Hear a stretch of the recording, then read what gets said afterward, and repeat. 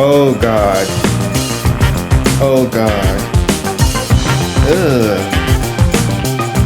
Oh. Ugh. The biceps? Ugh.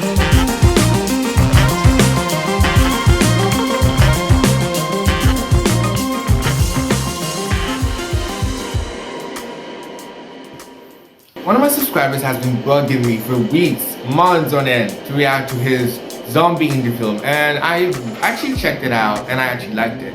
And it got me thinking, why not actually compare it against the best zombie horror flick games out there, like, you know, Zombie Island, or aka Dead Island, The Last of Us, and obviously Resident Evil, well, or Resident Evil in general. Now, I really enjoyed making this video and I hope you enjoyed it too, but today we're going to be reacting to the worst or most iconic injuries from zombie games ever. Let's go.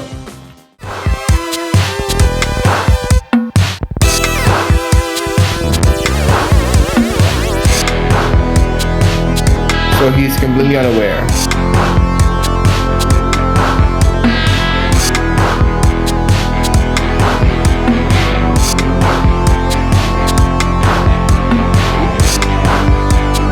Oh God. Oh God. Ugh. Oh. Ugh. The biceps? Ugh. Now let's just talk about what's happening to his arm. Now that is an accelerated necrosis, and necrosis it just means destruction of tissue. Now that kind of accelerated necrosis is actually seen in a real life organism like your typical pyogenes, what you may associate with like your strep throat. But that one is, you know, a lot slower. It takes like a day, a couple days, you know, maybe it doesn't go to a week, but it like takes a couple days at least. But this one is like that second, like split second happening, and it is horrible. Apart from that, the fact that we actually get to see his biceps fall off and then the eyes and everything just mutates tells you how quickly a virus can spread. Now he has an injury and infection, thus you need to always use proper closure of your injuries, alright? If you get injured, then it's great. I mean, if you go watch my other videos, my video on rabies, which I said about, you know, cats and humans, you know, just get to be careful. Take care of yourself. Any small injuries, you may just think is small, could be what could kill a person. So please take care of yourself. What are you doing? Aww, so romantic. Whoa. Ugh, kinky. Now, so why kissing? Why does a zombie kiss an actual human being? Well, it's pretty simple. The virus, duh. And you might be like, well, how is that supposed to make sense? Well, let me break it down for you. It's pretty simple, really. Now, think of the virus as a smart scientist. It infects a person and it's like the person becomes a zombie, alright? Now, this person goes and kisses another person. Why? Because the mouth is the fastest way for easy transmission. And you may ask me again, why is the mouth the fastest way for easy transmission? Because you eat. And when you eat and you brush your mouth, you clean your mouth, there are tiny micro tears around your mucosa of your mouth. Now, when these viruses get in, probably through saliva and your big kisses, well, it essentially is able to easily pass through those tears, enter into your capillary beds and go into your systemic circulation. But in the case of a zombie real life type virus, it probably wouldn't even go to your blood. It'll probably just go into your peripheral nerves, like your facial nerve, and goes to your nerves. And then climbs, you know, all the way to your brain, and then does the zombie hijack, and becomes, you know, you become a zombie. I am a zombie. You know, it's weird, but it's pretty simple. It just attacks your nerves from your mouth, your brain. Simple, quick, easy. Now, there is a virus that could do this, but majority of us have actually had this, but never really came out with anything classical, anything serious. We have your Epstein-Barr virus or herpes virus type, I believe 4. Or Epstein virus. And, well, we're gonna get into that another day. Let's go. And this is the kiss of death. Ooh, brother, that's brutal. Ooh, I'm scared of you.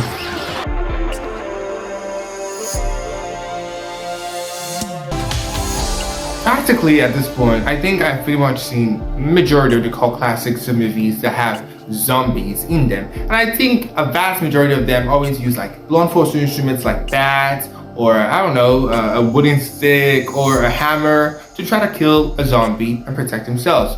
Now, unlike a bullet that kills using shockwaves, a blunt force instrument like, say, a bat is a bit different.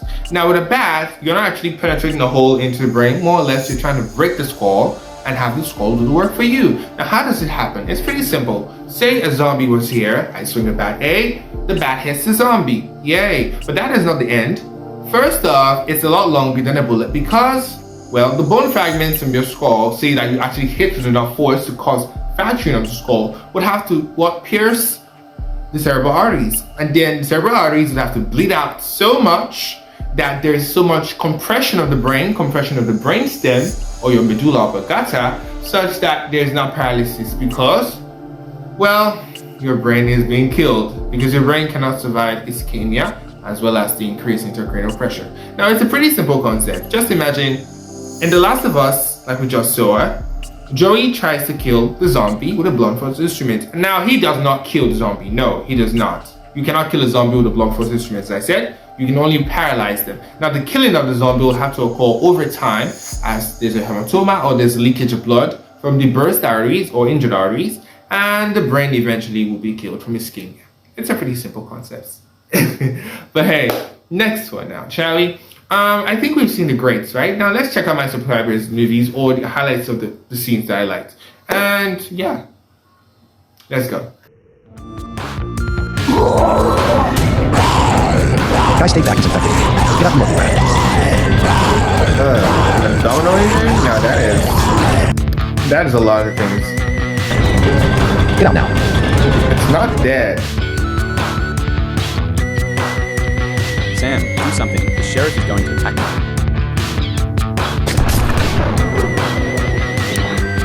Thank you, Sam. Thank goodness.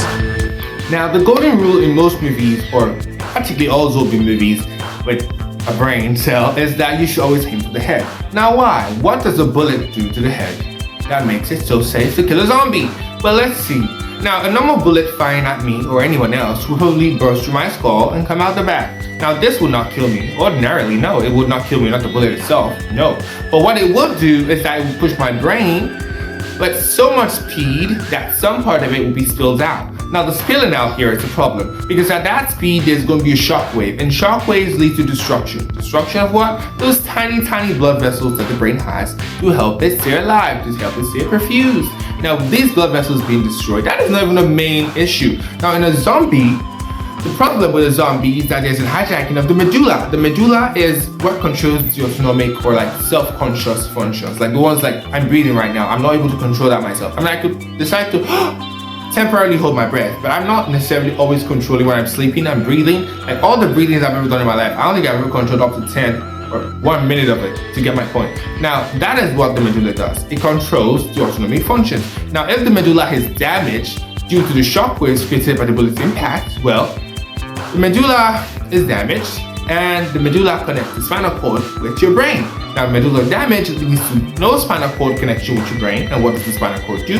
It connects your musculoskeletal system or your ability to walk, stretch, whatever you're doing with your skeleton, to your brain, which actually eventually connects everything. Now, if they're severed, zombie can't move, zombie can't kill, zombie can't hurt. It's simple. No brain, or rather, no medulla, no skeleton. No medulla, no skeleton. It's pretty simple. And that is gunshot from the head.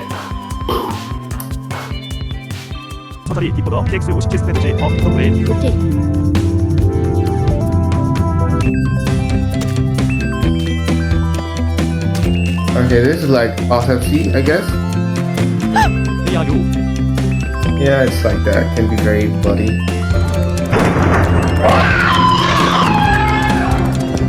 Are they jumping right now? Take this, you That's crazy. Sheriff is gone. Is it dead? Parker, just shut up now. Now, gunshot to the feet is not really hard. Even for a zombie or a human being, it would not kill you. I mean, not immediately. I mean, you would bleed a lot, but I guess you'd still be fine. I mean, people don't have feet and are okay. But a gunshot through the abdomen is a lot trickier. Now, let's say he is able to miss the major, like, abdominal organs.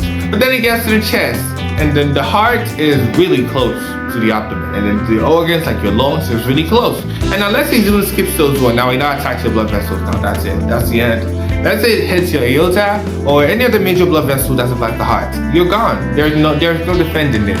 There is no anything. You're gonna either die of hypovolemic shock or the cardiac arrest. But either way, you're gonna die within a couple of hours if you're even lucky. Only minutes.